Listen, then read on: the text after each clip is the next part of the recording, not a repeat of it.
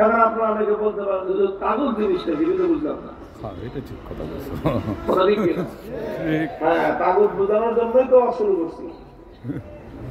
কথার মূল আলোচনার পয়েন্টটা আমার এটা যে তাগুত কি জিনিস সেটা বোঝাবো আমি আপনাদেরকে। আলহামদুলিল্লাহ, কোরআনে পাকের অনেকগুলো আয়াত, আমি 3টা আয়াত তেলাওয়াত করলাম 3টা সূরা থেকে। এরকম আরো অনেকগুলো আয়াতের মধ্যে আল্লাহ পাক রব্বুল আলামিন তাগুত এই প্রসঙ্গটা আলোচনা করেছেন।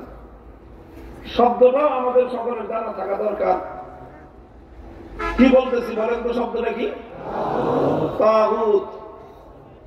এই শব্দ জানতে হবে, এগুলো থেকে বাঁচতে হবে। মা হুয়া তাগুত, তাগুত কি জিনিস, তাগুত অর্থ কি? কদিমান ওয়া হাদিসান, সর্বযুগের মুফাসসিরিনগণ তাগুত শব্দের পরিচয় দিয়েছেন, সংজ্ঞা দিয়েছেন, ডেফিনিশন করেছেন। তা এই সব আলোচনা যদি একত্রিত করা হয় তাহলে সার সংক্ষেপ, যেটা মূল কথা, যদি আমার ভাষায় আমি বলি তাহলে তাগুত হলো যদি কোনো গায়রুল্লাহকে আল্লাহর স্থানে বসানো হয়, সেই গায়রুল্লাহকে বলা হয় তাগুত। গায়রুল্লাহ বুঝেন? গায়রুল্লাহ মানে কি?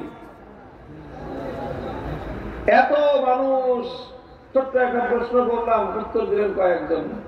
গায়রুল্লাহ মানে কি? গায়রুল্লাহ মানে হল আল্লাহ ছাড়া। গায়রুল্লাহ মানে কি? এক বলেন আল্লাহ একদিকে, আর আল্লাহ ছাড়া যা আছে বাকি সব কি? আসমান কি, জমিন কি, ইনসান কি, মানুষ, জিন, ফেরেশতা সব কি? নবী, ওলি, আউলিয়া, গাউস, কুতুব যা আছে সব কি? রাজা, বাদশাহ, প্রধানমন্ত্রী, উজির, নাজির সব কি? এক হলেন আল্লাহ। আল্লাহ ছাড়া যা আছে মহাবিশ্বের মধ্যে সব হলো গায়রুল্লাহ। ঠিক। যে কোনো গায়রুল্লাহকে যদি তুমি আল্লাহর স্থানে বসাও, যে কোনো গায়রুল্লাহকে যদি আল্লাহর আসনে বসানো হয়, সেই গায়রুল্লাহকেই বলা হয় তাগুত। সেই গায়রুল্লাহকে বলা হয় তাগুত। যেরকম দৃষ্টান্ত দেই, ইবাদতের মালিক একমাত্র কে? মহাবিশ্বের মধ্যে ইবাদতের উপযুক্ত একমাত্র লা ইলাহা ইল্লাল্লাহ, নেই কোন মাবুদ এক আল্লাহ ছাড়া। তাহলে মাবুদ একমাত্র কে? তাহলে ইবাদত একমাত্র কার?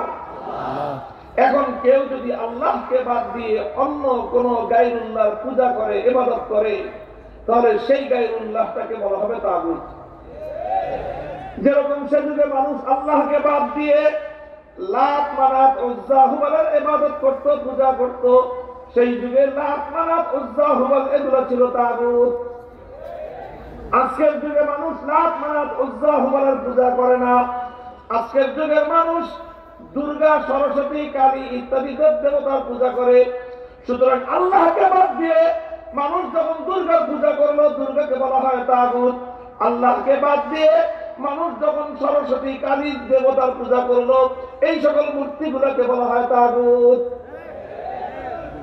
তো তাগুত হলো যে আল্লাহর আসনে যাকে বসানো হবে, যেটা আল্লাহর জন্য নির্ধারিত, সেই জায়গায় যদি অন্য কাউকে শরীক করা হয়, অংশীদার করা হয়, সেটাকেই বলা হয় তাগুত। বুঝতে পারলেন? তাহলে ইবাদত একমাত্র কার? আল্লাহর। আল্লাহর ইবাদতের মধ্যে অন্য যাকে যে শরীক করবে সেই হলো তাগুত। এটাকে বলা হয় তাওহীদ। কি বলা হয়? তাওহীদ। তাওহীদ মানে হলো একত্ববাদ। একত্ববাদ এবং তাওহীদ, এটা হলো ঈমানের সবচেয়ে গুরুত্বপূর্ণ কথা। তাওহীদ হলো ঈমানের শেকড়, তাওহীদ হলো ঈমানের জড়, তাওহীদ হলো ঈমানের মূল। ইবাদতের মালিক একমাত্র কে? আল্লাহ। এটাকে বলা হয় তাওহীদ ফিল ইবাদাহ। এটাকে বলা হয় ইবাদতের মধ্যে আল্লাহর একত্ববাদ, ইবাদতের মধ্যে আল্লাহর একত্ব।